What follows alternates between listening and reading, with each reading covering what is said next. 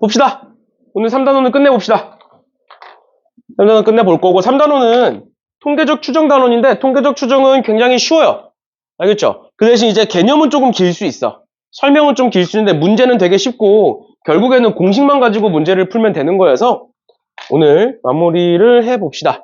오늘 마무리할 거고, 다음 시간에 방금 얘기했던 것처럼 기말고사, 중간고사 범위 시험 한번 볼 거고, 그 다음에 3단원 테스트도 볼 거예요. 알겠죠? 그래서 다음 수업 시간에는 중간고사 시험 보고 나서 해설 진행할 거고, 그다음 남은 시간에 이제 3단원 테스트 이어서 볼 거고, 그런 식으로 된다라고 보시면 됩니다. 근데 뭐 너네가 뭐 준비해오고 이러지 않잖아? 그냥 오시면 돼요. 와서 주는 거 그냥 푸세요. 알겠죠? 주는 거 푸시고 수업 때 하는 거 그냥 들으면 돼. 알겠지? 그렇게 하시고, 쌤은 다음 주 월요일부터 챙겨오시면 됩니다. 알겠죠? 쌤은 다음 주 월요일부터 챙겨오시면 되고, 중간고사를 보는 이유는 너네가 기억을 얼마나 하고 있나 체크하려고. 그거에 따라서 또 쌤을 어떤 식으로 할지는 성적 보고 내가 정할 거니까 그 정도 알아두시면 되겠습니다. 그래서 다음 주에는 그렇게 하는 걸로 할게요. 일단 봅시다. 통계적 추정에서 일단 첫 번째로 나오는 게 통계조사라고 해서 첫 번째로 전수조사와 표본조사가 나옵니다. 근데 전수조사라는 건 직접 다 조사해보겠다는 거고, 표본조사라는 건 그냥 일부분만 해보겠다라는 거예요. 그러니까 예를 들어서 내가 광명시 전 지역에 있는 고3 학생들의 수학 점수를 조사해보고 싶은 거야. 그럼 전수조사는 뭐야? 일일이 다 한 명씩 다 조사하는 거야. 학교마다 찾아가가지고 다 조사하는 게 전수조사. 그런데 표본조사는 뭐야? 내가 광명시 전체를 할 수는 없으니 내가 특정 학교, 그냥 광희고를 하나 딱 골라가지고 광희고에 가서만 조사하는 거야. 그럼 얘가 뭐가 되느냐? 이 광희고 학생들이 표본이 됩니다. 또는 표본 집단이라는 애가 돼요. 알겠죠? 그걸 가지고 얘를 그럼 광명시 전체가 아니라 그 중에 임의로 내가 광희고를 추출해서 조사했다라고 얘기를 하고, 그럼 그 광희고를 추출해서 조사한 다음 얘를 가지고 전체가 어떻게 될지 추정한다라고 불러요. 알겠죠? 결국에 우리가 해야 되는 건 그럼 뭐다? 추정이다, 추정. 그걸 어떻게 추정을 할 거냐라는 거고, 그럼 용어 설명해 보시면 얘가 모집단이 되는 거고요. 원래 집단, 전체 집단이 모집단이 되는 거고, 얘가 표본 집단이라고 불리는 애가 된다라는 것까지 알아두시면 되겠습니다. 됐나요? 그래서 전수조사는 말 그대로 전체를 해야 될 때, 예를 들어서 이런 거야. 우리가 대통령 선거를 해. 대통령 선거를 하는데 표본 조사를 할 수는 없잖아. 대통령 선거는 뭐야? 선거를 한 사람들의 모든 표를 다 조사해야 되는 거잖아. 맞죠? 그러니까 당연히 전수조사를 해야죠. 그치?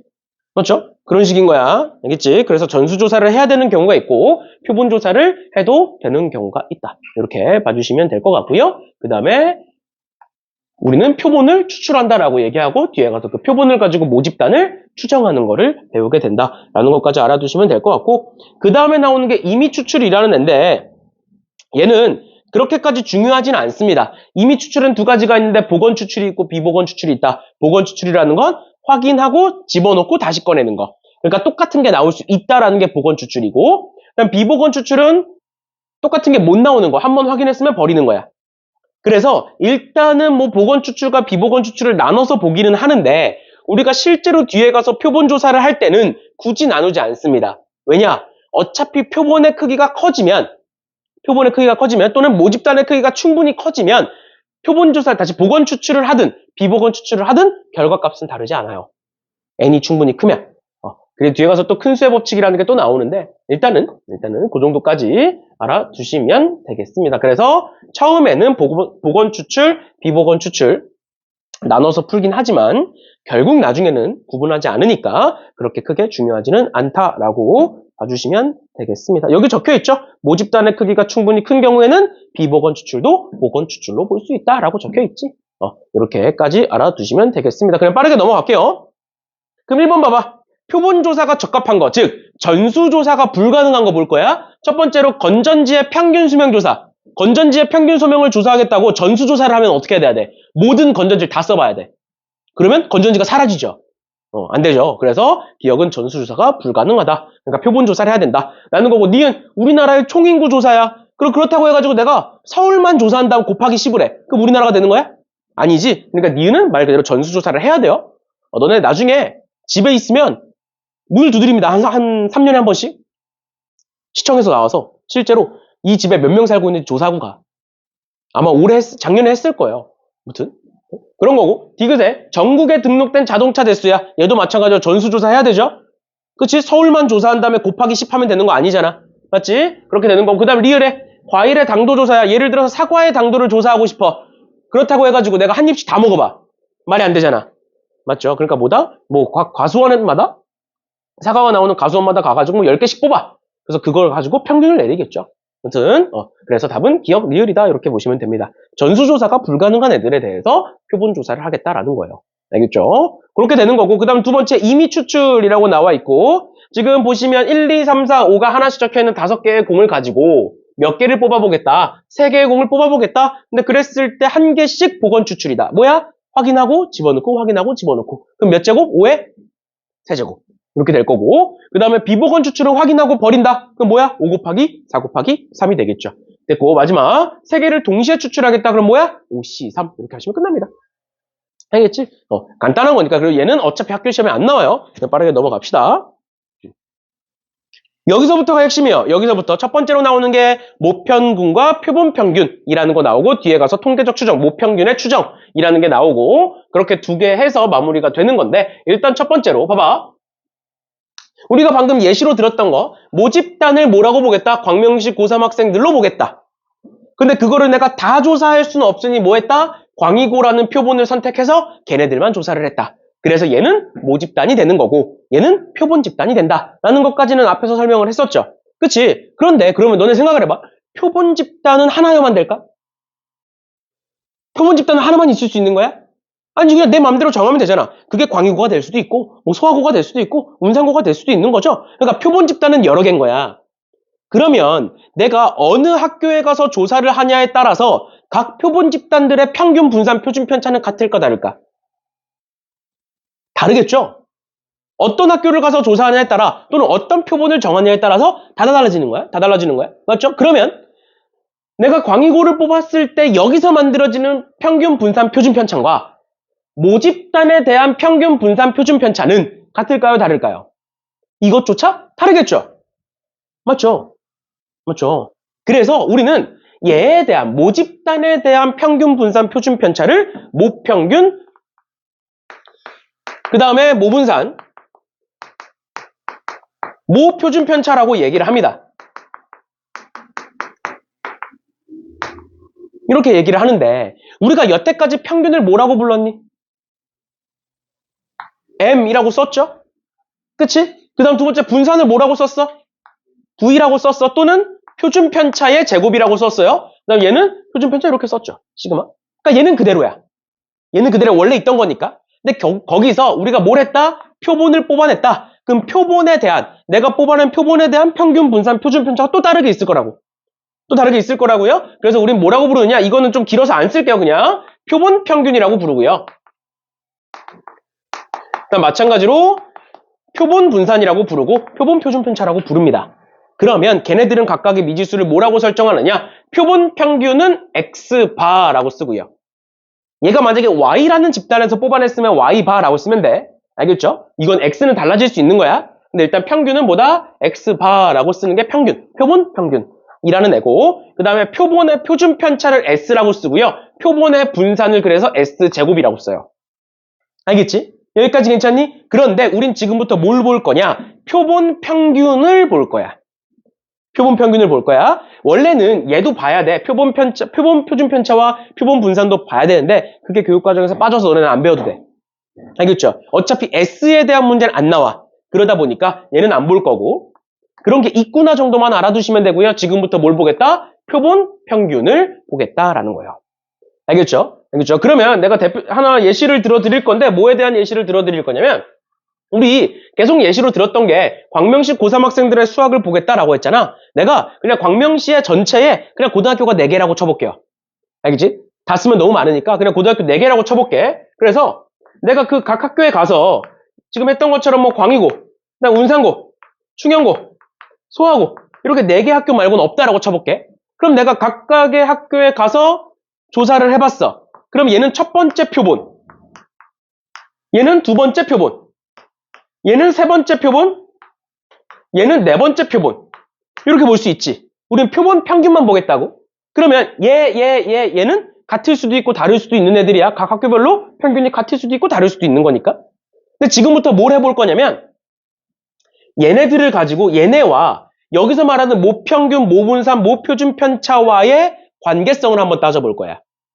그럼 일단 첫 번째로 표본 평균이 이렇게 4개가 있는 거잖아? 그럼 내가 이 4개를 다 더한 다음에 4로 나눴어. 이게 뭐 하겠다는 거야? 표본 평균의 평균을 보겠다는 거야? 그러면 얘와 모평균은 어떨까요? 같겠죠? 왜? 결국에 사실 얘 구한 다음 더한 다음에 평균을 구하겠다는 거 사실 전체 구하는 거랑 똑같은 거잖아. 맞지? 맞죠? 그러면 어떻게 된다? 아, 얘는 모평균 m과 같겠구나. 그럼 이거를 수학적으로 어떻게 쓸 수 있느냐? 평균이다. 뭐의 평균이다? 표본 평균의 평균이다. 그럼 그건 뭐와 같다? 모평균 m과 같다. 이렇게 쓸 수 있겠네요. 그럼 두 번째 뭘 따져보겠니? 표본 평균에? 평균 따졌으면 그 다음 분산 따져보겠죠? 그럼 표본 평균에 분산을 따져보겠다. 얘와 모분산인 vx와의 관계성을 따져보겠다. 그러면 일단 첫 번째로 얘가 클까요? 얘가 클까요? 모분산이 클까? 표본 평균의 분산이 클까? 생각을 해봐. 분산이 크다는 건 많이 퍼져 있다는 거야. 모분산이라는 건 전체를 다 나열해놓고, 그러니까 꼴등부터 1등까지 쭉 나열해놓은 거야. 그럼 0점부터 100점까지가 나열되겠지. 그럼 그걸 가지고 분산을 구한 것과 얘네들은 뭐야? 각각의 집단의 평균이야. 그럼 얘네들이 0점부터 100점까지 나열될까? 각각의 집단의 평균들을 구하면 걔네들이 0점에서 100점까지 나열돼 안 돼? 안 되는 거야. 단순히 생각하면. 다시 전체 점수들은 0점부터 100점까지 쭉 나열되어 있을 거야. 다 찍고 자는 애들이 있고 다 맞는 애들이 있을 거니까. 근데 각각의 평균, 예를 들어서 광희고의 평균이 빵점일 수 있겠어? 광희고니까 가능해? 아닐 거 아니야. 맞잖아. 그 각각의 평균들은 다르겠지만 0점부터 100점까지 나열되진 않을 거잖아. 그러니까 분산이 어떻게 되는 거야? 더 줄어드는 거죠. 맞죠? 그것만 머릿속에 기억하시면 돼요. 뭐다? 모분산이 있고 표본 평균의 분산이 있는데 누가 더 크다? 얘가 더 크다. 그럼 어떤 관계를 갖느냐? 내가 얘를 n으로 나누면 같아져요. 여기서 말하는 n은 표본의 크기를 의미합니다. 표본의 크기라는 건 몇 명 뽑았는지 이 말인 거야. 그러니까 내가 예를 들어서 각각의 학교들이 그냥 200명으로 통일이 됐다라고 볼게요. 고3 학생들이 그냥 200명으로 통일이야? 그러면 n은 뭐가 되는 거야? 200이 되는 거야. 알겠지? 여기서 말하는 n은 뭐다? 표본의 크기를 의미합니다. 내가 10개를 뽑았으면 n은 10, 100개를 뽑았으면 n은 100 이런 식으로 되는 거예요. 알겠죠? 그럼 마지막 표본 평균의 표준 편차는 뭐가 되겠어? 그냥 여기 위에다가 루트 씌우시면 되죠? 맞죠? 그러면 얘 다시 정리했으면 얘는 n분의 vx가 되는 거고요.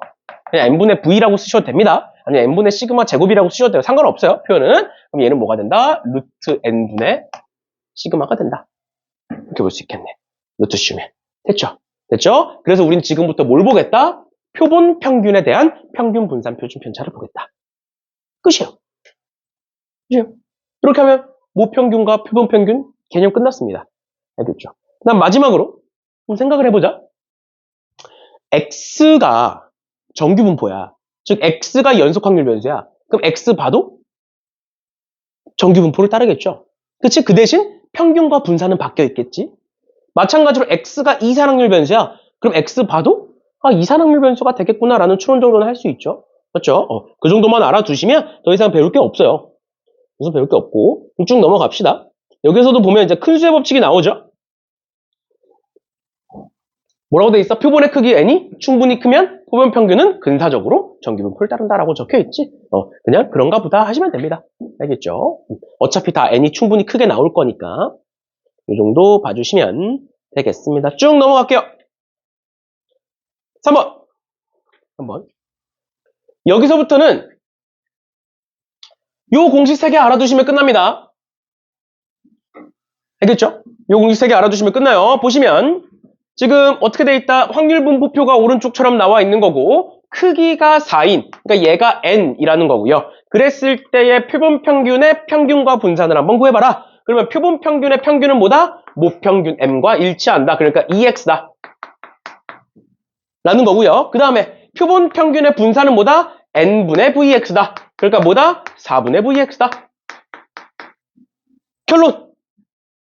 예, 평균과 분산 구하시면 끝납니다. 그럼 평균 구해볼게요. 오랜만에 하죠. 평균 구해보시면 이렇게 곱해서 더하는 거였지? 그치? 위아래 곱해서 더하시면 4분의 1에 4분의 3이니까 얘는 2가 될 거고 그 다음에 제곱의 평균 구해야겠지? 제곱의 평균 구해보시면 얘를 제곱해보면 1, 4, 9 이렇게 되는 거니까 4분의 1에 2에 4분의 9 그러니까 얘는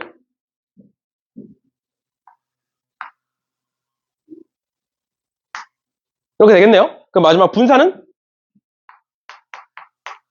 2분의 9에서 평균의 제곱 빼면 되겠죠. 2분의 1이다. 그래서 집어넣으시면 답입니다. 됐죠? 됐죠? 이렇게까지 봐주시면 되겠습니다. 넘어갈게요. 워낙 쉬운 거라 빠르게 넘어갑시다. 다음 4번. 4번에 어떤 자판기에서 판매되는 음료수의 용량은 평균이 150이고 표준 편차가 5인 정규분포를 따른다. 그럼 바로 써볼게. 그럼 그 음료수 용량을 내가 X라고 써보면 정규분포 N을 따르고 있는 거고 그 다음 150, 5의 제곱이다. 이렇게 쓸 수가 있는 거고요. 근데 내가 거기서 몇 개를 이미 추출해보겠다? 총 100개를 추출해보겠다. 이렇게. N은 100이다. 이렇게 쓸 수 있겠죠. 그러면 그때의 표본 평균을 X바라고 하면 얘도 마찬가지로 정규분포를 따르게 될 거고요. 맞죠? 그럼 X바에 대한 표본 평균의 평균은 몇이고? 표본 평균의 평균 얘들아 몇이고? 모평균과 일치할 거고. 맞죠? 그 다음 표본 평균의 표준 편차는 몇이다? 루트 n분의 시그마 몇? 2분의 1 이렇게 쓸 수 있겠네. 괜찮나요? 괜찮아? 이렇게까지 써놓고 뭘 찾아라? X바가 149부터 151이 될 때까지를 찾아봐라. 그러면 얘 마찬가지로 우리 저번 시간에 했던 거죠? 정규분포 그려놓고 보시면 이 가운데 150이 있을 거고요. 그 다음에 여기 151이 있을 거고 여기 149가 있겠죠? 아 그럼 어차피 대칭이라는 거 알 수 있네. 그럼 여기서부터 여기까지 편차가 1인데 표준 편차가 2분의 1이니까 몇 칸 간 거다? 2칸 간 거다. 그럼 2칸에 해당하는 건 0.477이니까 곱하기 2 하시면 답이겠네요. 됐지? 됐죠? 별거 없죠? 없죠. 결국 공식 외워서 집어넣어서 계산해 주시면 되겠습니다. 됐나요? 됐나요? 5번에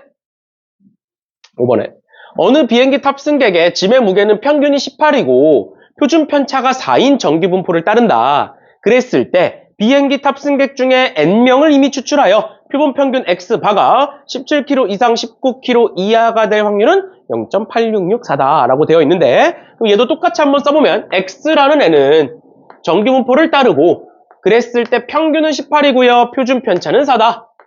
근데 내가 여기서 이번에는 몇 명인지 몰라. N명을 이미 추출했다. 그랬을 때 표본 평균을 X바라고 쓰고 얘도 마찬가지로 정규분포를 따를 거고 그런데 X바에 대한 평균은 뭐다?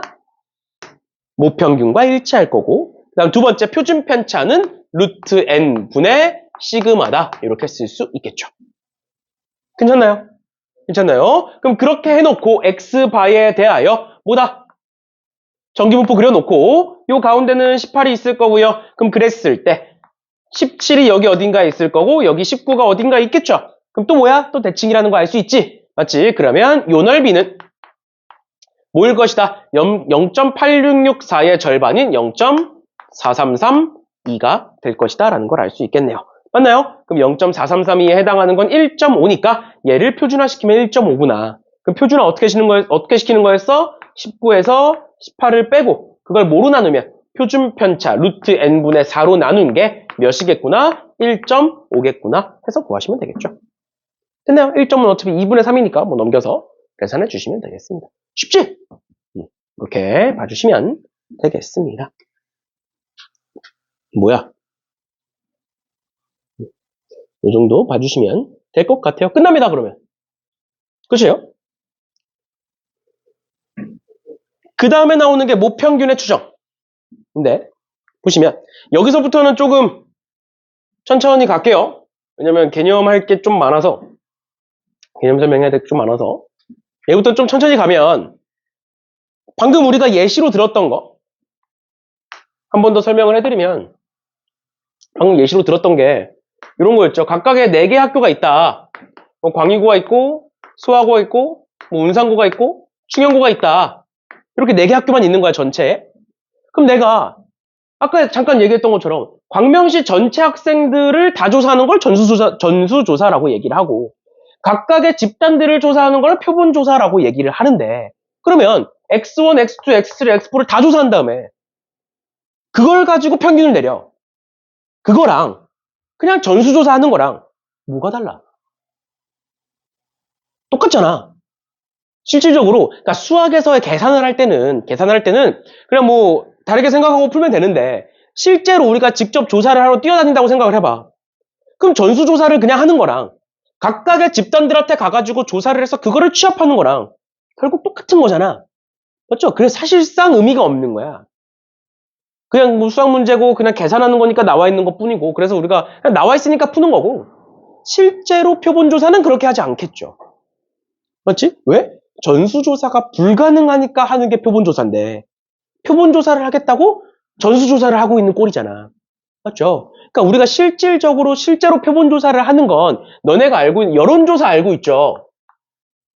너네가 올해도 이제 선거가 있잖아.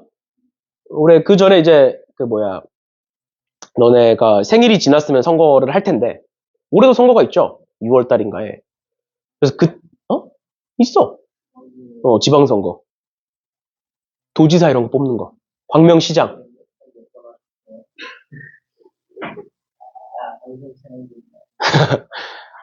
조용히 해. 몰라, 나. 눈 감고 찍었어, 그냥.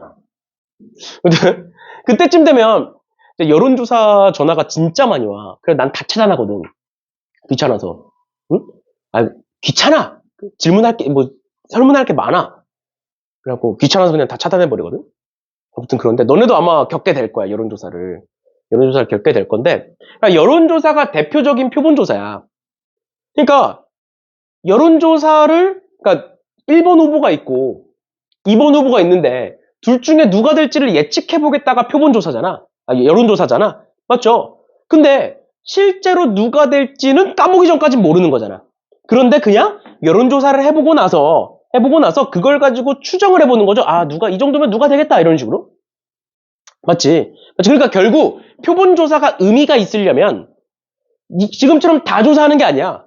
그냥 어떤 하나의 집단을 조사를 해놓고 그걸 가지고 모집단을 추정하는 게 표본조사의 의미예요, 사실은. 맞죠? 그러니까 여론조사를 할 건데 내가 광명시민에서 광명시장이 이번에 누가 될지가 궁금해. 그래서 내가 광명시 전체한테 전화를 다 돌려. 그건 그냥 선거하는 거랑 다를 게 없잖아.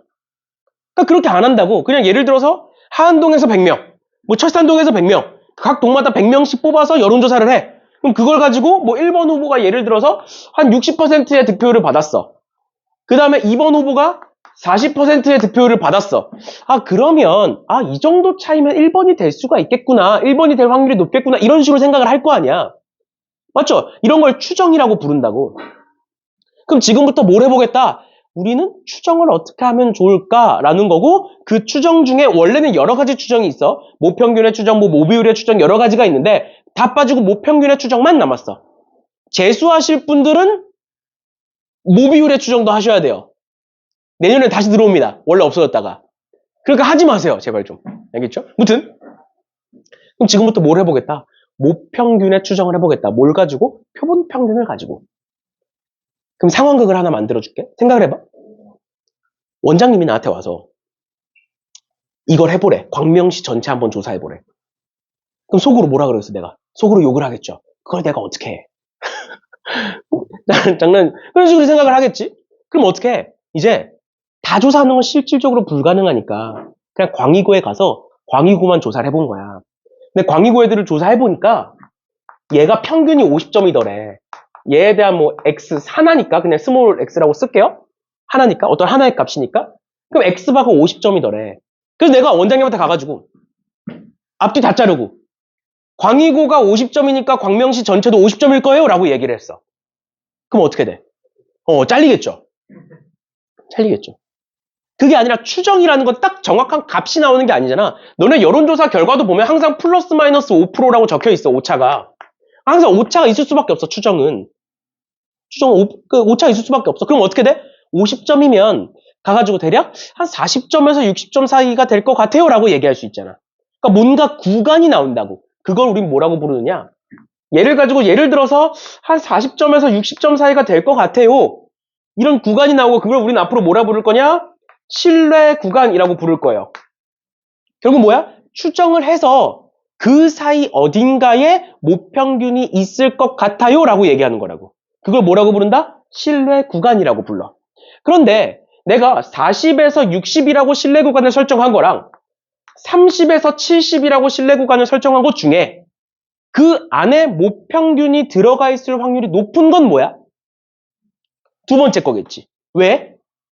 당연히 신뢰 구간의 길이가 기니까 그 안에 어딘가에 30부터 70 사이 어딘가에 모평균 m이 있을 확률이 더 높을 거잖아. 그 확률, 신뢰 구간 안에 모평균 m이 들어가 있을 확률을 우리는 뭐라고 부르느냐? 신뢰도라고 불러요.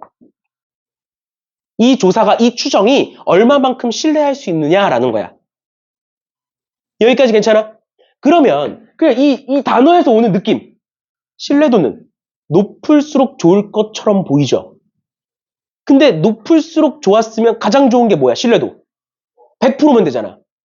그럼 또 내가 상황극을 얘기해 줄게.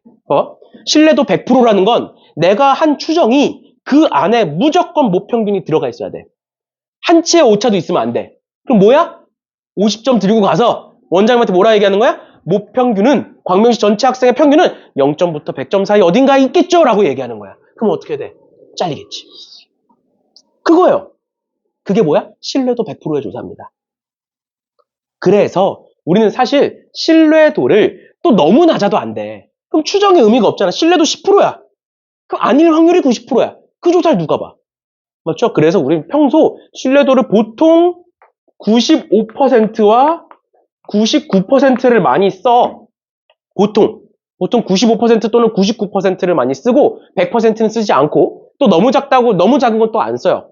알겠죠? 근데 95랑 99를 쓰는 이유는 대부분 그렇게 조사를 합니다. 그리고 너네가 나중에 특히 이제 요즘에 공대를 가실 분들은 레포트나 이제 보고서 같은 걸 많이 써. 실험을 해서 실험한 거 가지고 이제 그 데이터를 가지고 쓴단 말이야. 근데 그 오차가 5%를 넘어가면 폐기시킵니다. 실험은 틀린 실험이야. 이론과 그 실험이 5% 이상의 오차가 나면 그냥 F예요. 현실적으로 얘기하면. 그래서 다시 해. 아니면 조작을 해. 실험 데이터를 조작을 해. 그러다가 이번에 지금 얼마 전에 뉴스 떴거든. 조작하다 걸렸잖아. 그 연세대 치대에 다니는 애들이 실습을 했는데 그 실습 결과가 데이터가 안 좋은 거지. 그래서 그걸 조작했다가 조작을 한두 명이 했으면 되는데 다 같이 해가지고 다 똑같이 나온 거야. 바보지.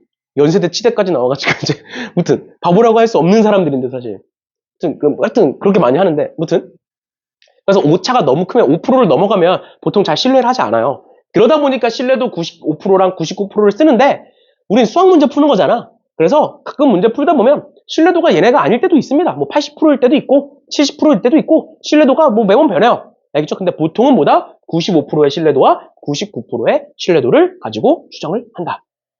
여기까지 괜찮니?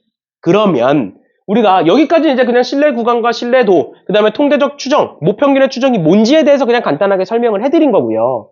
그럼 우린 지금부터 뭐가 핵심이냐? 문제를 푸는데 뭐가 핵심이냐? 이 신뢰 구간을 구하는 게 핵심이야. 그러니까 예를 들어서 광희고의 평균이 50점이야. 그러면 내가 지금부터 신뢰도가 95%가 되도록, 그러니까 내가 설정한 구간 안에 모평균이 있을 확률이 95%가 되도록 신뢰 구간을 설정을 해야만 해. 또는 99%가 되도록 신뢰 구간을 설정할 거야. 그 신뢰 구간을 어떻게 설정할 거냐라는 게 모평균의 추정에서의 핵심이에요.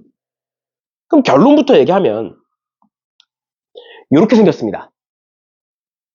사실 이게 왜 나오는지 몰라도 되고요. 저것만 외워서 그냥 때려 넣으면 답이 나와. 모평균의 추정이. 근데 이제 그렇게 하고 넘어갈 수는 없으니까 간단하게 설명을 해드릴게요. 간단하게 보시면 뭐다? 우린 지금 모평균을 모르는 상태야.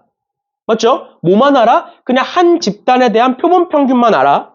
맞지? 그럼 내가 그 표본평균에 대한 정기분포를 한번 그려보면 이번엔 여기가 x가 아니라 x바가 적히는 거고 그럼 그걸 가지고 정기분포를 그려놓으면 이렇게 생겼고 그럼 요 가운데 있는 건 일단 평균 m이 있을 거야.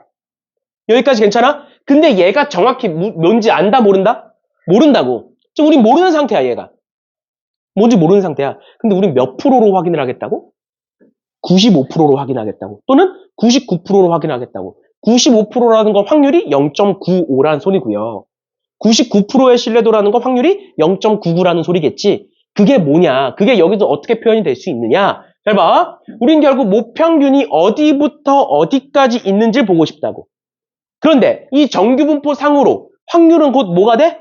넓이가 되죠. 맞지? 내가 신뢰 구간을 어디서부터 어디까지 찍을 거야.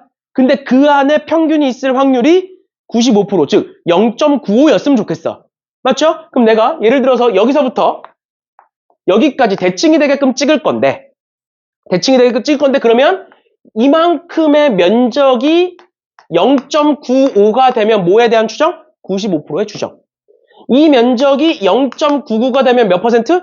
99%에 대한 추정이 된다. 그럼 우린 지금부터 뭘 구할 거냐? 얘가 몇인지를 구해볼 거예요, 얘가. 얘 그냥 별표라고 할까요? 아니 뭐 x바라고 할까요? 아까 했던 거 스몰 x. 그때의 x바를 구해보겠다고. 괜찮니? 괜찮아? 그러면 요 면적은 우리가 앞에서 계속 얘기했던 거. 앞에서 계속 얘기 뭐냐? 결국에 얘를 z로 표준화를 시켜서 그 다음 확률을 계산을 할 거잖아. 그러면 얘가 0.95라고 가정을 했을 때 이 절반은 뭐가 되겠니? 0.475가 되겠죠. 맞지? 그럼 그 0.475에 대한 확률을 어떻게 나타낼 거냐? P에 일단 뭘 해보겠다? 쟤를 표준화를 시켜보겠다. 그럼 표준화 어떻게 시킨다고? x바에서 m을 빼겠죠. 맞지? 그 다음 얘를 뭐로 나눠? 표준편차로 나누지. 맞죠? 근데 우리 지금 뭐야 여기? 표본 평균이야. 그러니까 표준편차가 뭐가 들어와? 루트 n분의 시그마가 들어와요. 맞죠? 맞죠? 근데 얘가 여기서부터 여기까지의 면적을 보고 싶은 건데 얘가 z값이야.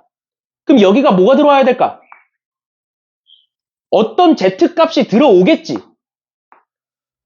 뭔 소린지 이해가? 다시 우리는 지금 뭘 구하는 거라고? 여기서부터 여기까지의 면적이 0.475가 되도록 설정하고 싶은 거라고. 그래서 우리가 얘를 표준화를 시키면 요 가운데가 0이 될 거고 얘가 무언가가 올 거라고. 그래 놓고 요만큼이 0.475가 되는 이 값을 구하고 싶은 거라고. 그래서 이 값을 그냥 앞으로 K라고 부를게요. 그때의 확률이 뭐가 되는 K값을 구하겠다? 0.475가 되는 K값을 구해보겠다. K값을 구해보겠다. 근데 그걸 가지고 우리 결국 뭐 구하고 싶다? 모평균 구하고 싶은 거잖아. 그걸 가지고 얘를 반대로 넘겨. 그 다음 얘를 반대로 넘겨. 그 다음 양변에 마이너스를 곱해. 그러면 나오는 게 요 식이에요. 얘가 K고. 뭔 소린지 이해가? 그렇죠? 저 공식이 나오는 과정에 대해서 그냥 설명을 해드린 거고요. 뭐다? 결국 확률이 95%, 신뢰도가 95%라는 건 내가 추정을 했을 때 그 안에 평균이 있을 확률이 0.95라는 소리고 그랬을 때의 신뢰 구간의 길이를 표준화를 시켜서 계산을 해보니 얘가 뭔진 모르겠지만 아직 요 값이 표준화를 시켰을 때 요 K값이 뭔진 모르겠지만 그때 확률이 몇이 되는 0.475가 되는 K값이다. 그러니까 K값은 결국 뭐야? Z값을 얘기하는 거예요. 뭐가 되는? 확률이 0.475가 되도록 하는 또는 확률이 0.95가 되도록 하는 Z값을 K값이라고 얘기합니다. 그러면 이 K는 95%일 때의 K값은 1.96이고요. 99%일 때의 K값은 2.58인데 얘를 외울 필요가 없겠죠. 너네 확률 분포, 표준 정규 분포표 외워 안 해요? 안 외우죠. 그럼 문제 나오잖아. 얘도 마찬가지야. 뭐야? Z값이기 때문에 문제에서 무조건 줍니다. 알겠죠? 그래서 외우실 필요 없고, 그래서 얘를 모르셔도 되고, 우리는 뭐만 알면 된다? 신뢰 구간만 공식을 알아두시면 된다. 그럼 그 신뢰 구간 공식은 어떻게 되느냐? 가운데 당연히 m이 있을 거고요. 그 다음에 얘는 뭐다? x바 마이너스 k 곱하기 루트 n분의 시그마가 될 거고, 얘는 x바 더하기 k 곱하기 루트 n분의 시그마가 된다라는 걸 알 수 있겠네요. 됐나요? 요 k 값은 뭘 의미한다? 신뢰도에 대한 z값을 의미한다. 그리고 그 z값은 어차피 문제에서 줄 거다.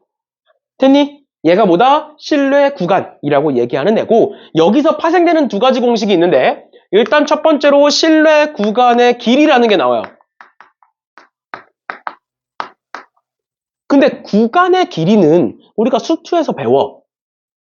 예를 들어서 x가 1부터 3까지야. 그럼 구간의 길이는 몇이야? 2야. 그냥 큰 거에 작은 거 빼면 돼, 구간의 길이라는 건. 그럼 얘도 마찬가지로 큰 거에서 작은 거를 빼시면 됩니다. 그럼 x바가 없어지겠네? 맞죠? 그러니까 뭐가 나온다? 신뢰 구간의 길이는 2k 곱하기 루트 n분의 시그마가 나와요. 그러니까 신뢰 구간의 길이는 x바를, 즉 표본 평균을 몰라도 구할 수 있는 거야. 그래서 문제에서 만약에 표본 평균을 안 주면 신뢰 구간의 길이를 활용해서 풀면 됩니다. 알겠죠? 또는 문제에서 신뢰 구간의 길이를 물어볼 때가 있으면 저 공식을 활용하시면 되는 거고, 그 다음 두 번째 뭘 물어보냐면 편차의 절대값 또는 오차, 이런 걸 물어봐. 이게 뭐냐? x바 마이너스 m의 절대값 또는 m 마이너스 x바의 절대값을 물어보는 거예요. 그러니까 뭐야? 얘를 넘기고 얘를 넘겨. 그러니까 모든 식에서 x바를 나눠. 그 다음 절대값을 씌워. 그럼 뭐가 되겠어? 얘는 k 곱하기 루트 n분의 시그마보다 작거나 같겠죠. 괜찮니? 괜찮아? 이렇게 되는 거예요. 그렇죠? 그래서 예를 들어서 뭐 오차가 0.1 이하였으면 좋겠대. 그럼 얘가 뭐면 돼? 0.1 이하다. 이렇게 쓰면 되겠죠. 왜? 얘가 0.1 이하면 얘도 어차피 0.1 이하일 거니까. 얘가 뭐니까? 오차의 최대값이니까. 오차의 최대값이니까 이런 식으로까지 봐주시면 되겠습니다. 됐나요? 됐나요? 그래서 통계적 추정에서도 마찬가지로 저 세 가지 알아두시면 되고, 그런데 사실 신뢰 구간이 뭔지만 알면 얘네들은 그냥 같이 나오는 애들이니까 이 정도만 봐주시면 되겠습니다. 됐나요?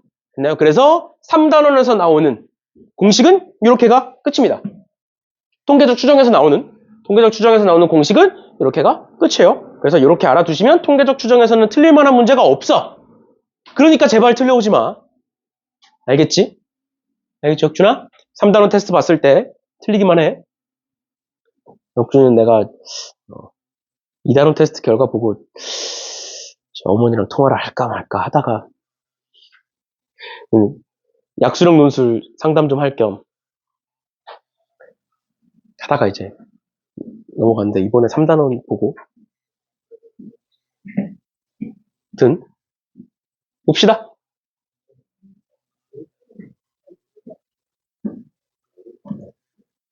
왜?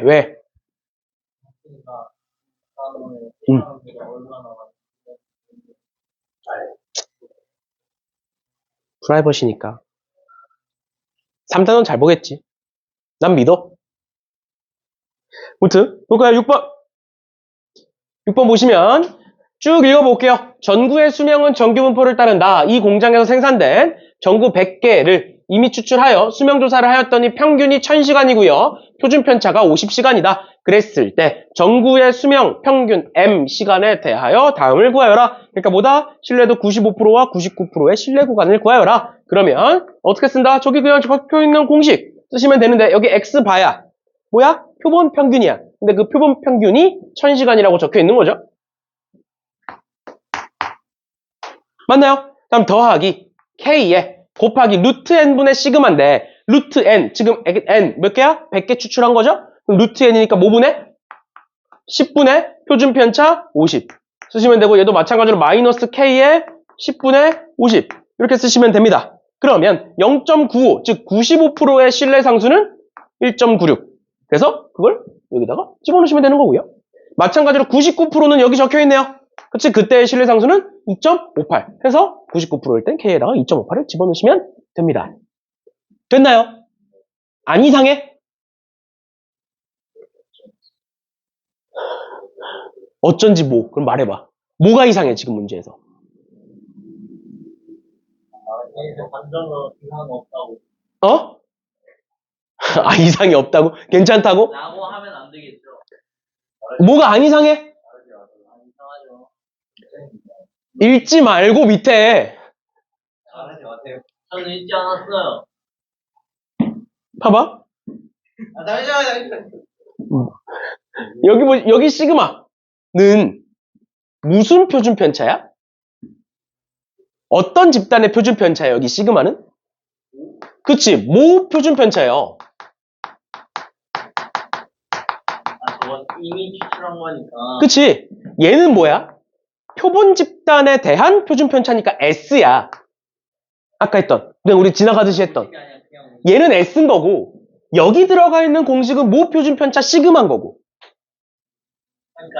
여기까지 괜찮니? 근데 우리 지금 그 시그마 자리에다가 뭐 집어넣은 거야? S 집어넣은 거지. 그래도 됩니다. 알겠죠? 결론은 그거예요.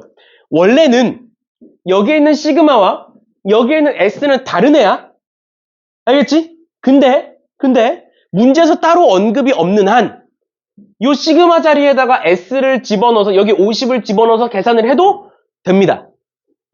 왜냐고 물어보면 큰수의 법칙이 등장을 해요. 여기 적혀있죠. 뭐다? n이 충분히 크면 시그마 대신 표본 표준 편차인 값 S를 이용해도 된다라고 적혀있어요. 그래서 이렇게 구해도 답이 똑같이 나옵니다. 알겠죠? 알겠죠? 그래서 그냥 문제에서 주는 모 표준 편차든 S든 다 갖다 쓰시면 되고, 사실 모 표준 편차를 알고 있는 게 더 이상한 거야. 전수조사를 안 했는데 모 표준 편차를 어떻게 알아? 맞죠? 맞죠? 그래서 그냥 표본 표준 편차를 갖다 쓰는 거예요. 알겠죠? 알겠죠? 통계적 추정할 때 그렇게까지 알아두시면 되겠습니다. 이 이유가 너무 궁금하다. 통계학과 가세요.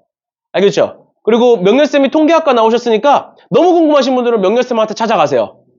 나는 모릅니다. 난 몰라. 난 통계학과가 아니니까 몰라요. 알고 싶지도 않아. 나는 궁금하지도 않아. 그냥 받아들이고 풉니다. 나도. 알겠죠? 그냥 그런가 보다 하고 푸시면 돼요. 알겠죠? 진짜 궁금하신 분들은 명렬쌤을 찾아가세요. 알겠죠? 명렬쌤한테 토스할 테니까 명렬쌤을 찾아가시면 되면. 넘어갈게요. 특별한 거 아니니까 그렇게 해서 집어넣어서 봐주시면 되겠습니다. 넘어가시고 244번 볼게요. 244번에 수확한 귤 무게의 표준 편차는 5g이래. 그렇게 해놓고 이 과수원에서 수확한 귤 N개를 이미 추출하여 그 무게를 조사하였더니 평균이 150이었다. 이 과수원에서 수확한 귤 무게의 평균 M의 신뢰도 99%의 신뢰 구간이 되다.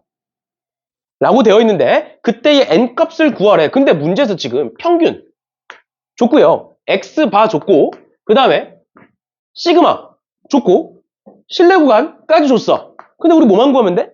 N만 구하면 되잖아. 그러니까 미지수 몇 개야? 한 개만 필요하죠? 그러니까 양쪽 다 볼 필요 없고 한쪽만 보시면 돼요. 한쪽만. 얘는 뭐일 것이다? X바 150 더하기 99%니까 여기 2.58 갖다 쓰시면 돼요. 2.58에 루트 N 모르고요. 분의 시그마 5 해놓고 얘가 151.29다 해서 요식 풀어주시면 돼요. 알겠죠? 그만 장난치고 이렇게 봐주시면 되겠습니다. 그다음 7번에 어느 공장에서 생산되는 제품의 무게는 표준 편차가 10g인 정기 분포를 따른다. 그랬을 때 제품의 무게 평균 mg을 신뢰도 95%로 추정한 신뢰 구간이 제고 베타 마이너스 알파가 1.4 이하가 되도록 해라. 즉 베타 마이너스 알파가 뭐야? 여기 나오는 신뢰 구간의 길이죠. 큰 거에서 작은 거 뺀 거니까. 그러니까 쟤는 뭐일 것이다? 베타 마이너스 알파는 2K에 K가 지금 0.95니까 1.96 곱하기 루트 N분의 시그마가 10 이렇게 나오겠지? 그쵸? 그리고 그게 뭐다? 1.4 이하가 되도록 해라. 지금도 보면 표본 평균이 안 나와 있죠? 맞죠? 신뢰 구간의 길이 구하는 문제는 표본 평균은 잘 안 줍니다. 알겠지? 그래서 표본 평균이 없네? 아, 그러면 신뢰 구간의 길이를 활용해서 풀겠네? 라고 알아두시면 돼요. 알겠죠? 이렇게 보시면 될 것 같고요. 그러면 계산해 보시면 여기 소수점 하나 없애고 10도 없애면 되겠네. 이렇게 계산하면 되고 그 다음에 루트 n 그 다음에 14 약분되니? 7, 8, 56 28, 14 196이 14의 제곱이죠. 맞죠? 그래서 28 이렇게 되는 거 n은 28의 제곱보다 크거나 같다. 그럼 최소 28의 제곱계 있으면 되겠네. 됐죠? 그죠? 이런 식으로 봐주시면 되겠습니다. 밑에 문제도 똑같이 풀어주시면 될 것 같고요. 그 다음에 모평균과 표본평균의 차. 이거 말하는 거예요, 이거. 오차 말하는 거야, 오차. 알겠지? 오차 말하는 건데 보시면 표준 편차가 0.4인 정규분포를 따르는 모집단의 평균을 95%로 추정할 때 모평균 m과 표본평균 x바의 차가 얘들아 차라는 건 양수야, 양수. 큰 거에서 작은 거 빼는 거야. 알겠죠? 그럼 뭐다? 쟤는 m-x바의 절대값이다. 또는 x바-m의 절대값이다. 그럼 걔는 항상 뭐보다 작거나 같을 수밖에 없다? k 곱하기 루트 n분의 시그마보다 작거나 같을 수밖에 없고 즉 얘가 오차의 최대값이고 근데 그게 뭐다? 0.01 이하가 되도록 해라. 이렇게 나와 있는 거죠. 맞죠? 그러면 계산해 볼게요. k, 즉 95%니까 1.96 곱하기 루트 n 뭔지 모르고 분의 시그마 0.4 돼 있고 지금 0.01 이렇게 돼 있는 거니까 소수점 3개 얘도 소수점 3개니까 여기 10으로 바뀌면 되겠네. 맞죠? 그럼 루트 n 넘기면 얘는 196에 4 곱하면 몇이니?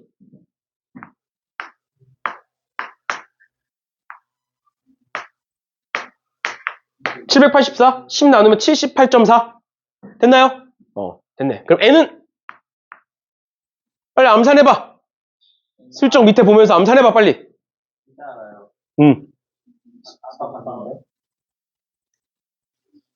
빨리 왜 이렇게 암산 오래 걸려? 아이씨. 빨리 몇 나와 이거? 78.4 제곱하면? 점. 얼마 나와 이렇게? 계산 빠른데? 그러면 n은 6147 이렇게 되겠죠. 맞죠? 단순 계산이니까 이 정도 봐주시면 되겠습니다. 됐나요? 됐나요? 이런 식으로 봐주시면 되겠네요. 됐고 넘어가셔서 연습 문제 봅시다. 연습 문제의 뭐 나머지 애들은 그냥 뭐 스텝 1에서는 그냥 풀어보시면 될 것 같고요. 스텝 1은 뭐 어려운 거 없어 보이고 그 다음에 스텝 2에 177번 교육청 기출이라고 되어 있는 177번 문제 있어요. 177번 문제 한번 풀어볼래?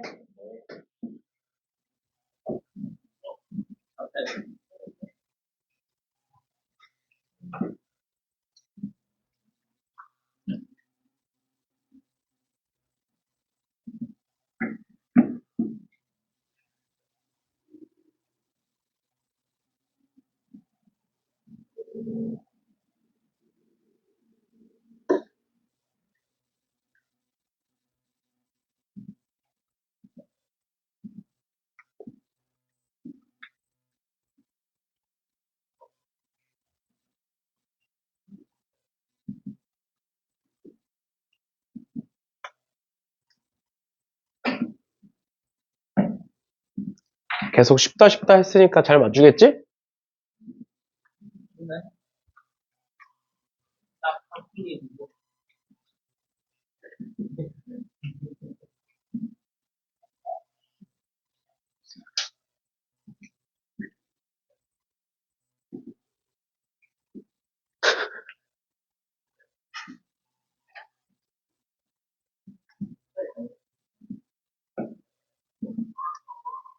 시작에 대한 그래. 이제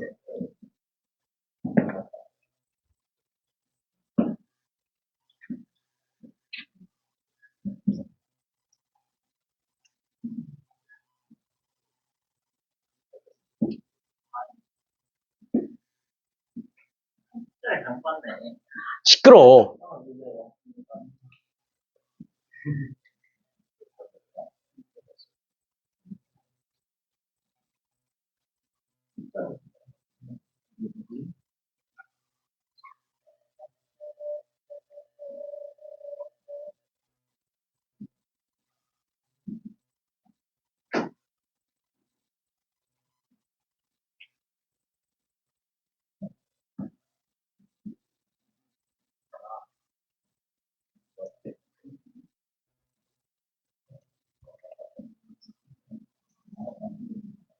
떠들지 말고.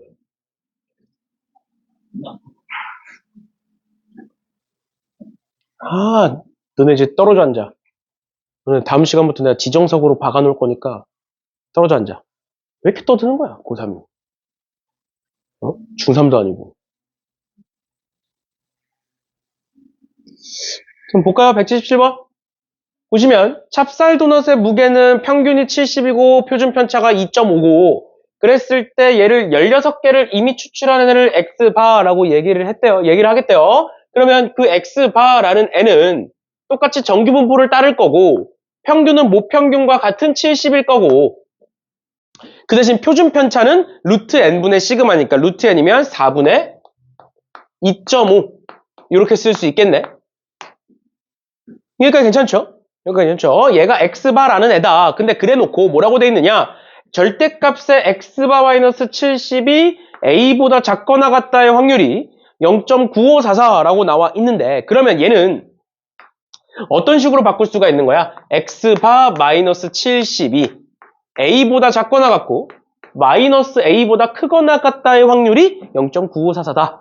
이렇게 볼 수 있겠지. 그런데 여기서 말하고 있는 70이 하필 얘죠.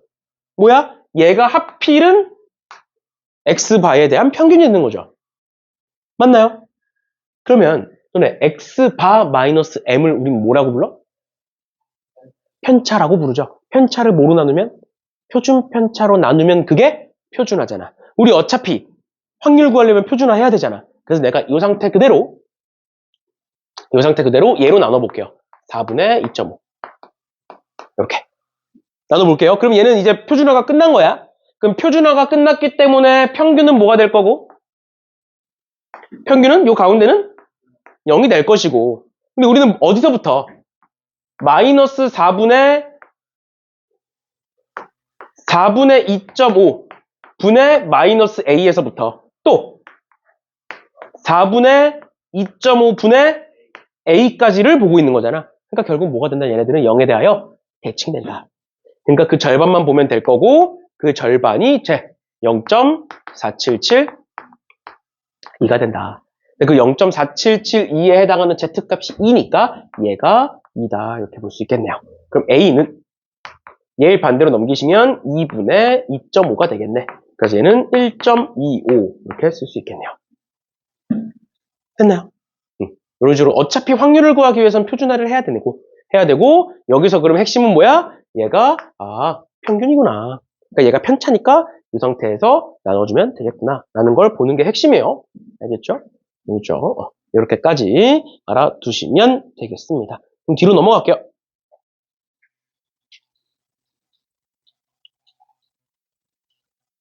뒤로 넘어가셔서 179번도 마찬가지로 그냥 표준화시켜서 계산해 주시면 되는 거고 180번에 뭐 교육청 기출이라고 되어 있는데 보면 이 딸기 중에 지금 딸기를 수확을 했고요. 그 다음에 이미 추출한 N개의 무게를 조사했더니 평균이 20g이고 표준 편차가 5g이다. 얘는 표본에 대한 거네요. 표본에 대한 거. 이 결과를 이용하여 평균을 신뢰도 95%로 추정했더니 이렇게 되더라. 그랬을 때 얘를 구해봐라 라고 나와 있어. 맞죠? 그럼 얘는 0.475라고 나와 있는데 그게 결국에는 0.95를 나타내는 거죠. 그치? 2배 하면 0.95가 되니까. 그래서 얘는 뭐다? 1.96이라고 준 거구나. 그래서 그걸 가지고 얘를 나타내 보겠다. 그럼 첫 번째 왼쪽 거 19.02라는 애는 뭐가 되고 지금 평균 20에다가 마이너스 k 즉 1.96 곱하기 루트 n분의 시그마 5가 되는 거고요. 그럼 요거 계산하면 뭐가 나와? n이 나오겠지. 그 다음 두 번째 여기서 말하는 a는 20에다가 더하기 1.96 곱하기 루트 n분의 5 이렇게 볼 수 있죠. 그래서 n 구해서 밑에 집어넣으면 바로 문제가 풀려요. 그렇죠? 교육청 기출이라고 어려운 거 아무것도 없으니까 이 정도 보시면 되고 그래서 그 밑에 것도 마찬가지로 풀어보시면 될 것 같고요. 마지막으로 182번인데 182번은 실력업이라고 돼 있는데 그냥 눈으로도 풀 수 있어. 잘 봐. 잘 봐. 문제에서 모표준 편차가 시그마인 정규분포를 따르는 모집단에서 크기가 n인 표본을 이미 추출한 표본 평균을 x바라고 하겠다. 그랬을 때 뭐 쭉 돼 있고 실내 구간이 a부터 m까지다. 그러니까 얘가 a인 거고 얘가 b인 거야. 맞죠? 그랬을 때 기억. 표본의 크기가 일정할 때 알파가 커지면 b-a 실내 구간의 길이가 커지느냐? 아까 얘기했잖아. 실내도 100%면 뭐라고? 전체를 얘기하는 거라고. 신뢰도가 작을수록 점점 줄어들고 신뢰도가 늘어날수록 점점 길어지는 거죠. 그렇지? 그래서 기억은 맞는 거지. 맞지? 신뢰 구간에 대한 성질인 거니까. 맞고 그 다음 두 번째. 신뢰도가 일정할 때 n이 커지면 b-a. b-a가 뭐야? 신뢰 구간의 길이. 그럼 신뢰 구간의 길이는 얘였잖아. 맞죠? 그럼 n이 커지면 어떻게 되는 거야? 작아지는 거지. 그래서 니은 틀린 거고 마지막으로 n이 2배가 되면 신뢰 구간의 길이 2분의 1배가 된다? 틀리죠? 뭐야? 루트 2분의 1배가 되겠죠. 맞죠? 루트 n이니까. 그렇게까지 봐주시면 됩니다. 그래서 답은 기억이다. 이렇게 쓰시면 돼요. 됐니? 이렇게까지 하면 확통이 마무리가 되는 건데, 너네 마무리하기 전에 이제 한두 문제 정도만 좀 같이 볼 거예요. 칠판 보시면 되는데,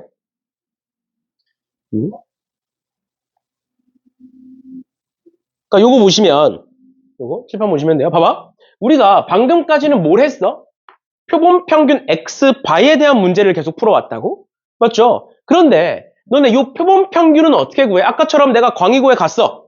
조사를 했어. 그거에서 표본 평균 어떻게 구하는 거야? 결국에 전체 다 더한 다음에 표본의 크기로 나눠주겠죠. 맞지? 내가 만약에 광희고에 가서 10명만 조사했어. 그럼 뭐야? 10명의 점수를 더한 다음에 10으로 나눠주겠지. 그러니까 얘는 어떻게 구하는 거냐? 표본의 총합. 표본의 합을 표본의 크기로 나눠준 거예요. 근데 문제에 따라서는 우리가 여태까지는 크기를 구하는 문제만 풀었었는데 문제에 따라서는 이 표본의 합을 물어볼 때가 있어. 그런데 많은 학생들이 오해를 하는 게 봐봐. 내가 예를 들어서 이런 거 예시 하나 들어줄게. 내가 어떤 떡을 만드는 공장에 갔어. 근데 그 떡을 만드는 공장에 그 평균이 600g이더래. 떡 하나에 600g이더래. 얘가 평균이래. 그러면 그걸 가지고 6개를 한 세트로 해서 팔 거야. 그럼 내가 이 떡의 무게를 x라고 하면 이 한 상자에 들어가는 떡의 무게는 6x가 되는 걸까?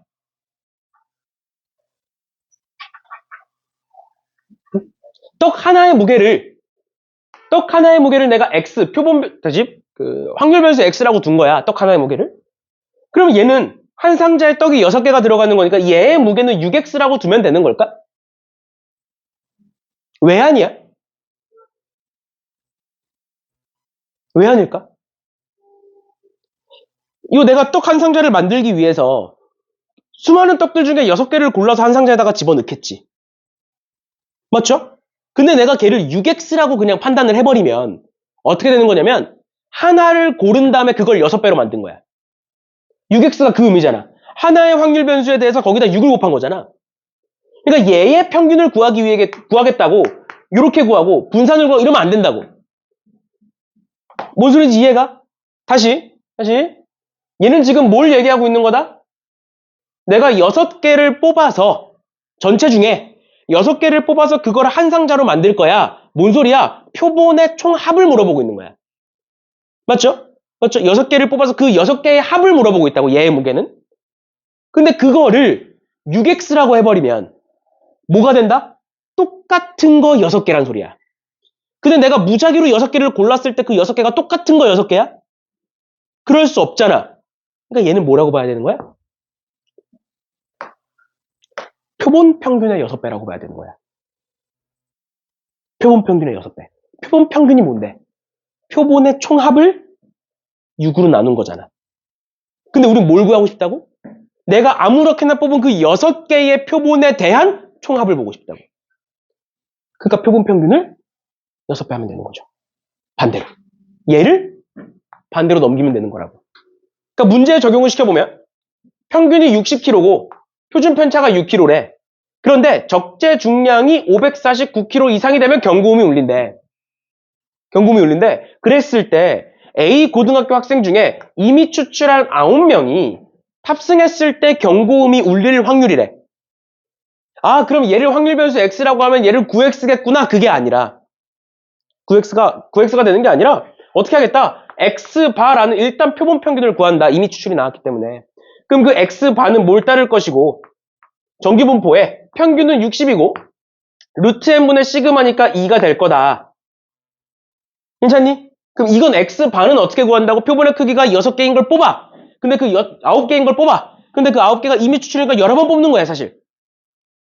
그때의 평균을 X바라고 얘기하고 그때의 그럼 전체 중량은 뭐가 되는 거다? 9X바가 되는 거라고. 그러니까 9X바가 뭐 이상이면 549 이상이면 울리는 거야. 그 말은 양변을 9로 나누면 X바는 61 이상일 때 울리는 거야. 그러니까 60을 기준으로 몇 칸? 0.5칸 가는 거죠. 그거 이제 구하면 되는 거죠. 이해됐어? 항상 표본의 총합. 이미 추출한 그 표본의 총합은 X에다 곱하는 게 아니야. 뭐야? X에다 곱하면 하나의 확률 변수에다가 그거를 6배 한 거야. 걔를 9배 한 거고. 그렇죠? 그 말은 뭐야? 똑같은 걸로 9개 뽑겠다라는 소리가 돼버려? 그럼 안 돼. 표본 평균 자체가 뭐니까? 크기분의 합이니까. 크기를 반대로 넘기면 우리가 구하고자 하는 표본의 합이 되는 거죠. 알겠죠? 알겠죠? 그래서 지금 문제처럼 표본의 합을 물어볼 때는 이런 식으로 봐주시면 된다라는 거예요. 됐나요? 이 경고음 하니까 생각난 건데, 너네 요 건물 엘리베이터에 6명 타면 울리잖아. 근데 그 6명이 잘 벽에 붙어서 타면 안 울리거든? 잘 붙어서 타면 진짜 안 울려. 엘리베이터 벽에 잘 붙어서 타면 잘 안 울려. 그래서 문 닫히잖아. 그래서 내가 학생 때 여길 다녔는데 그때는 지금은 그래도 엘리베이터 공사를 한 거야, 한번. 중간에. 2년 전인가 3년 전에 공사를 한번 했어. 그래서 내가 한 달 내내 걸어 다녔어, 6층을. 엘리베이터 공사 때문에. 한 건데, 그래서 내가 여기를 다닐 때는 더 구식이었어. 그래서 그때도 근데 비슷하게 남자 6명이 타면 울려. 왜냐면 가방까지 있으니까. 울려. 근데 이제 남자 6명인데 좀 마른 애들이 여러 명 타면 안 울려. 근데 제가 딱 울리면 문이 안 열려. 그러니까 뭔 소리냐면 내가 6층에서 내려가. 근데 딱 숨을 참아서 문 딱 닫혔어. 그러고 나서 우리가 숨을 다시 쉬어. 그럼 어떻게 돼? 다시 무거워지니까 경고음이 울리잖아. 그치? 그러면 다시 열리는 게 아니라 그냥 끝까지 내려가. 1층까지. 중간에 안 멈춰. 다른 사람이 눌러도. 그래서 맨날 어땠냐면 타는데 6명 타면 울리잖아. 그럼 마지막 애가 못 타잖아. 그럼 계단으로 뛰어. 그러면서 뭐해? 모든 층을 다 눌러. 진짜 실제로. 그리고 막 그런 식으로 장난쳤어. 모든 층을 다 눌러. 그럼 우린 뭐해? 엘리베이터에서 뛰기 시작해. 멈추면 안 되니까 도착할 때쯤 뛰어. 그러면 안 멈추고 내려. 계속. 그런 식으로 했다가 그러다가 저 엘리베이터가 고장 나가지고 그때 이제 우리가 고장 내가지고 그때 맨날 혼났거든. 뛴다고 막. 그래가지고 끝나면 전쟁이야. 엘리베이터 탄 사람과 엘리베이터 못 탄 사람은 전쟁이야. 다 눌러 막. 모든 층을 다 눌러. 근데 그러다 한번 원장님이 타신 거야. 원장님이 타신 거야. 근데 이제 원장님이 탔는데 우리 뛸 수는 없잖아. 우리 다 조용히 있었지. 근데 이제 한 층 한 층 다 멈추니까 이제 원장님이 화가 나신 거지. 그래가지고 한번 이제 그 범인을 잡아. 걔는 이제 그래서 우리 놀리려고 1층에 대기 타고 있던 거지. 이렇게. 1층에 딱 열렸는데 원장님 앞에 이제 계신 거야. 그래가지고 한번 혼난 적이 있었는데 그걸 장난치지 말라고. 엘리베이터 고장난다고. 근데 심지어 그때는 요즘은 엘리베이터 잘 안 멈추잖아. 진짜 많이 멈췄어. 우리가 맨날 뛰고 막 그래가지고. 뛰다가 진짜 실제로 멈춰버린 거야. 중간에 층 내려가는 게 중간에 멈춰버린 거야. 그래가지고 집 가야 되는데 막 1시간 동안 갇혀있고. 무튼. 근데 지금도 아마 그럴걸? 10,000원 되면 안 멈출 거야. 근데 요즘 이제 6층에서 10시에 내려가기 시작하면 5층도 멈추고 4층도 멈추고 계속 멈추잖아. 한번 시도해봐. 너네끼리 탔을 때. 너무 막 점프하지 말고. 우린 진짜 막 점프를 했는데 일부러 막 2명, 3명 타가지고 점프하고 막. 못하게 하려고. 이제 막, 그러고. 막 그랬는데, 나중에 한번 시도해보세요. 근데 너무 많이 하진 말고, 내가 말해줬다고 말하지도 말고. 알겠지? 그래서 그런 것 때문에 진짜 많이 혼났거든. 왜 그래, 지금 생각해보면 진짜 그게 뭐라고 왜 그랬는지 모르겠는데. 그래서 나는 요즘도 이제, 엘리베이터에 조금 사람 많은 것 같으면 그냥 걸어가거든. 부대 껴서 타기 싫어가지고. 그때는 뭐가 그렇게 그게 재밌었다고. 10시 땡 치자마자 바로 뛰어나가. 엘리베이터 먼저 잡아야 되니까. 빨리 가겠다고. 그거 좀 빨리 가겠다. 그래서 맨날 원장님한테 혼나고 그랬는데. 무튼. 다음 보시면 되고, 그 다음에, 726번도 보면, 726번 보시면, 얘 보면, 얘. 감자 한 박스의 무게가 평균이 18kg래요. 표준 편차가 4kg래. 그랬을 때 내가 이미 추출한 감자 25박스의 무게의 총합을 확률 변수 x라고 해놓고 그 확률 변수 x가 500 이상이다. 라고 하면 이건 어떻게 해야 된다고? 얘를 뭐로 나눠라?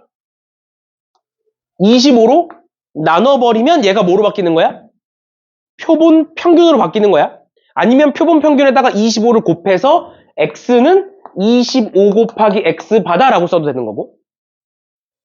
뭔 소린지 이해돼? 알겠지? 그래서 지금처럼 어떤 이미 추출한 표본에 대한 총합이 나왔을 때는 둘 중 하나. 표본의 크기로 나눠서 표본 평균으로 바꿔서 해석하든가. 아니면 표본 평균에다가 표본의 크기를 곱해서 총합으로 해석을 하든가. 근데 그거는 지금 문제 같은 경우는 이렇게 풀든 저렇게 풀든 어차피 둘 다 풀리는 거긴 한데 문제에 따라서는 안 될 때도 있거든. 특히 이제 모의고사에서는 총합을 직접 물어볼 때도 있어요. 알겠죠? 알겠죠? 그럴 때는 표본 평균에다가 표본의 크기를 곱해서 봐주시면 된다. 그래서 얘는 25로 나눴을 때 결국 뭐다? x바가 20보다 크거나 같을 확률을 구하여라. 이런 거죠. 이런 거죠. 그래서 x바, 표본 평균에 대한 정규분포 구한 다음에 그거 가지고 정규분포표 활용해서 문제를 풀어주시면 되겠습니다. 됐나요? 됐나요? 오케이. 이렇게까지 하면 드디어 확통이 마무리가 됩니다. 확통이 끝이 난 거고요. 끝이 난 거고 우리가 계획대로 11회